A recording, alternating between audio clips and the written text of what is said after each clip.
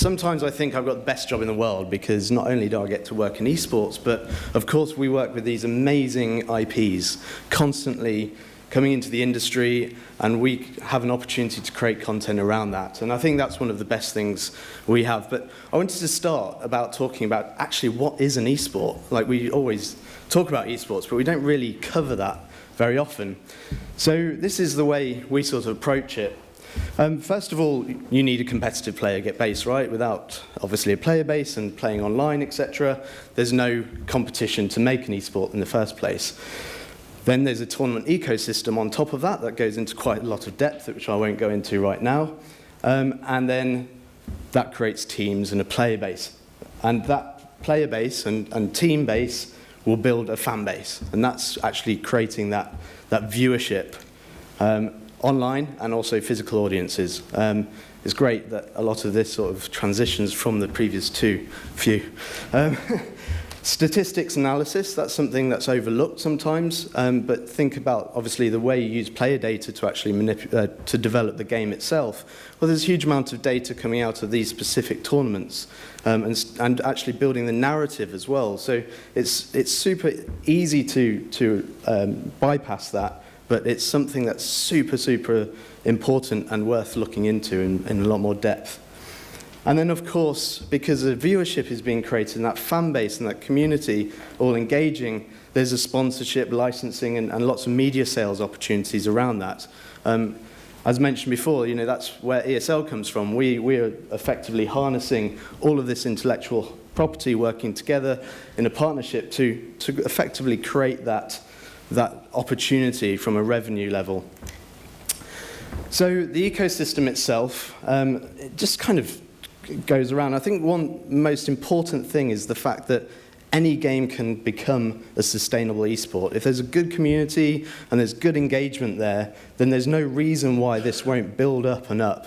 The game evolves, that empowers the community, lots of feedback from the community to the developer to make sure that it's evolving the right way. A competition structure is built up, and then a financial model is executed.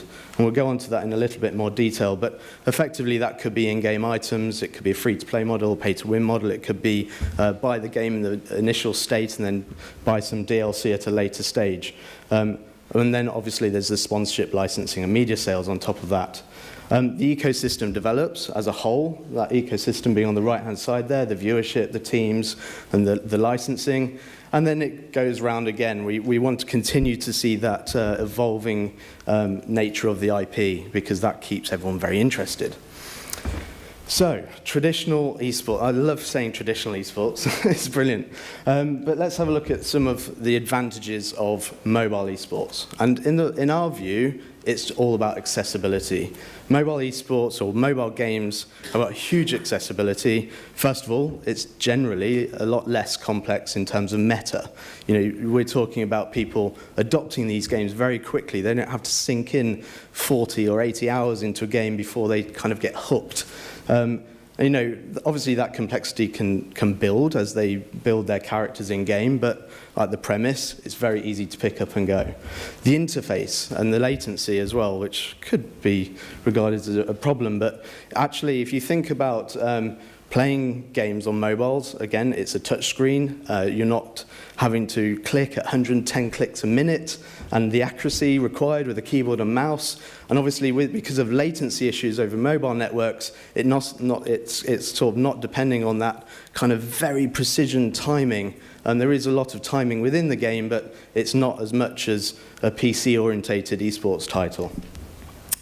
Shorter form play. If you're like me, working in this industry, unfortunately, occupational hazard, I don't get much time to play games. So actually, I'm a converted mobile esports person. I've spent far too much on Clash Royale. I'm looking for other titles, so please approach me afterwards. And of course, a massive user base. That accessibility, the cost of owning a mobile phone, and obviously opening up in terms of that global player base, that's huge, much larger than a PC-orientated title, and to a certain extent also larger than console titles. So we've got a huge opportunity and an advantage there. The challenges, financial models. Obviously, it's very tough to develop a game and then make it profitable. Sink $30 million into developing a game. How are you going to get that investment back? With mobile games, what we tend to see is there's generally a pay-to-win model. Now, that's not necessarily inherent in the way esports works. It's always been developed along a free-to-play model. Now, we're seeing that change, which is really exciting. But ultimately, right now, in this circumstance, generally speaking, the mobile developers are coining that investment back with advantages within game by spending money, whether that's an accelerator or just a more powerful dynamic within the game itself. Viewership. Right now, currently, we're talking less than 10% in the global viewership of esports is coming from a mobile. I think this is going to change, and mainly because relatively it's an undeveloped ecosystem. I think we've got to see that. That's just a matter of time, really. But it's a challenge because it's not getting the attention you could say it deserves. Commonalities with traditional esports. So first of all, the genres. We're seeing, obviously, initially, the MOBAs really taking that market share in mobile esports. It kind of transitions very well from the PC-orientated titles, but then also FPSs. Do they really work extremely well? Well, it's a completely different interface. We're talking about a completely transition from that accuracy of a keyboard and mouse, but to using two thumbs on a touchscreen. Quite interesting how that develops. And then strategy, which keeps developing, and obviously MMOs and RPGs. The spectator mode, that was mentioned a couple of times before, absolutely crucial. The fact that you can share games and share with your friends how well you've performed in a game, that's what's going to build that community. That's exactly why the community grows, is because they can experience each other's games and obviously discuss it and look at hints and tips on how to develop their own game. And then finally, matchmaking. Super, super crucial. As you all know, we see a critical mass forming in a player base. And then what's great about that is that when we consider that matchmaking aspect, we can make that really good fun for everyone to make sure that they're playing an equally matched player. Now, obviously, when there's a pay-to-win model, that's even more crucial to make sure it's correct. So, progression. I just wanted to highlight a few examples, really. And Vainglory is always fascinating because obviously it's been around for arguably the longest in terms of the esports ecosystem. Over 5 years of competition. They now got established teams, recognizable brands such as Fnatic.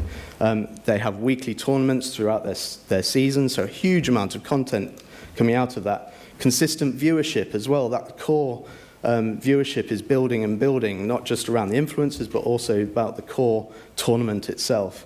And they're expanding their play mode now, so it was 3v3 and there was a limited number of play modes, but they've sort of accepted that they need to bring that out to a 5v5, and then they've also got some different formats in order to engage and sort of increase that complexity of the meta as well. So it's just a natural progression, and it's really important to consider in terms of a longer-term strategy and how they're going to build this out. And of course, brand partnership, we saw an example of that. I think that's super, super key to see this starting to happen. So they partnered with Razer. Razer launched a phone more recently, and to see that support come back round is exactly what esports needs, to build that sponsorship, that media sales aspect of what we're doing in terms of content. Obviously, the IP is worth a lot, and we want to monetize that. Clash Royale. This was an incredible event. We had the fortunate position to be there. We were operating the 9-language stream, so they had 8 casters actually on set in 8 different languages there, and then the main production was in English. That was at the Copper Box in London. Absolutely huge production. They ploughed everything into production value here. That was a projection mapped floor, so the games were being played. Huge screens just all over the place. About 1,000 people there, and over millions online, basically, 250k prize money. It's incredible. And you think, well, how do they get around that? I know, obviously, Supercell aren't struggling with this game, but you know, during that tournament alone, they were running a separate tournament in-game, and I'm pretty sure, I don't have the stats, but I'm pretty sure that they probably recouped the cost of this entire event just by the spend of elixir and gems, etc. Sorry, coins and gems. And all that for a 6-hour show over one day. Absolutely incredible. Like, we don't even get that in PC-orientated esports. And it's an ongoing season. And then I wanted to touch on Arena of Valor as well, which was quite interesting because they obviously have, it's a MOBA, there's an Asian legacy with that, Honor of Kings. And it does have a familiar look and feel to another Tencent game, which I won't go into too much detail. But there's obviously an element of familiarity that they were playing around. But they are beginning to harness more IPs. They're working with DC, Joker, Batman, etc., adding those in, although Batman was quite controversial, being 25 quid and completely OP. They hit a critical mass early, which makes it super easy. You know, that matchmaking aspect, you know, that really good fun play, short format. You know, I'm already a MOBA player, but this is just great. I can do this. I was sitting on the toilet. I didn't say that. And it's kind of new to pro esports. You'll probably notice it actually says non-pro tournament. So it was all developed around running show matches, etc., with influencers in order to create a bit of a showpiece. And I guess looking more from the discoverability aspect of it and building that viewership. Okay, I just wanted to mention, you know, this is not the end of it. There's some amazing emerging titles, and this is not completed in the slightest. Battle Bay, a lot of you are familiar with the Rovio title. You basically control its 4v4, or 5v5, sorry, with ships. Shadowgun Legends, Madfinger Games, out in Czech. Amazing format where, as a player, you actually have a persona within game. And you're actually building a kind of fan base within the game for your avatar, which is quite unique. And you enter arenas and play within like an FPS style matchup. And then I don't need to talk more about Summon as War, but obviously seeing that passion behind the community and how that's been harnessed with the publisher and the developer, that's incredible to see. So, final slide, opportunity. So this really comes from the fact that as ESL, we do a lot of work to kind of consult with the industry. We're not an IP owner ourselves, apart from obviously our brand and our events around the world. But the way in which we look at this is talk to the publishers about developing formats and genres. I think this is super crucial. We can't just keep rinse and repeating, copying existing formats. And there's a huge opportunity to sort of try and test different ideas within the gameplay, within the mobile environment. It's so accessible. I'm not saying that it's any less of an investment to build a mobile title, but there's a little more flexibility, I think. Cross-platform play, we've seen two very interesting examples here. Hearthstone started out as a PC title and then became very popular and incremental on the mobile platform. And then, of course, old-school RuneScape, which we've recently seen transition to the mobile environment. Now, obviously, playing within those games there's already an existing community, a huge one, but there's an opportunity there for players to play against them, whatever device they're using. And I think that's a glimpse into the future. I think we can see a lot more of this happening down the line. Defining the objective. Now, this is a tough one because it's kind of a question on investment, but also what are we trying to achieve in the long term. Obviously, we'd all love a bit more discovery for a game, and there is an opportunity, right? If you're creating a lot of content and that's being shared amongst communities online, then you're likely to pick up a few players along the way.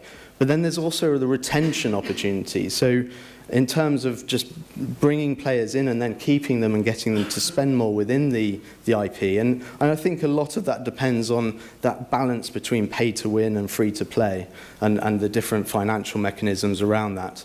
I appreciate that we could go on for hours about that subject. And crowdfunding and community engagement, I think this is super, super cool. We heard a bit in the last presentation about how that community engagement was driving the entire campaign. You know, the developer there could see that this thing was forming. It was kind of out of their hands. They were jumping in and just embracing their community that were hugely passionate about this game. And effectively, you're allowing them to crowdfund what you're doing. You're giving back to the community. They're super happy to pay for it if they think that they're getting value back.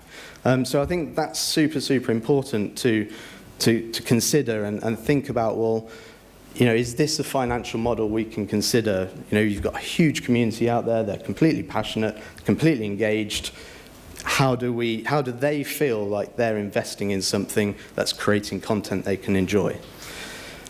Building out the entertainment format, I think this is something mobile actually has a huge opportunity. It could have been in our advantages as well earlier on, but basically thinking about the game as an entertainment.